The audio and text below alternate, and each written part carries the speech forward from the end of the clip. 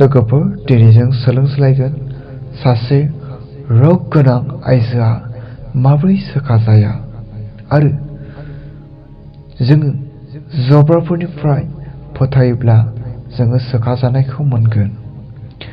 बेबादिनो 12 बोसोर गोसायैनो थै खुरनजानानै सैनांनाय सासे हिनजावबो दंमोन।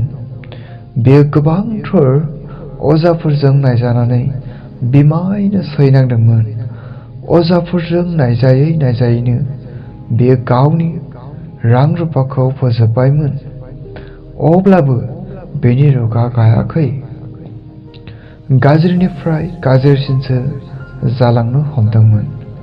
जेब्ला बे हिनजावा जिसुनि बाथ्रा मानसिफोरनि खुगायाव बुंनायखौ खोनायो, अब्ला बियो दाफाफोरनि उन उन थांफादों आरो बियो गोसोजों गोसो सानदोंमोन, आङो बिनि गाननाय हिखौ दांनो मोनोब्लानो आङो हामथारगोन।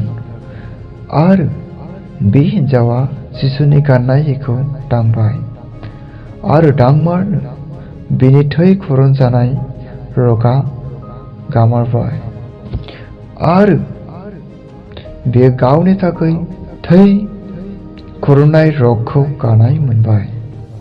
बे समाव जिसुआ गावनिफ्राय बोलो ओंखारलांनायखौ थद मोननानै दाफाफोरनिथिङै नायहरनानै सोंनो हमदों, आं गाननाय हिखौ सोर दांखो? बेनि चेलाफोरा बुंफिनबाय, नोङो गावनो नुबाय। नोंनि सोरगिदिं मानसिफ्रानो नारसिनज्लायबाय। अब्लाबो आंखौ सोर दांखो होननानै नोङो सोंबावबाय। नाथाय सोरबा दांदों होननानै जिसुआ नायथिंबायबाय। बे समाव हिनजावा गाव सोखाजानायखौ मिथिनानै आरो गिनायजों थोर थोर मावनानै जिसुनि आथिङाव गोग्रोमनानै गावहा मा जादोंमोन बेखौ रायथिनानै लादों।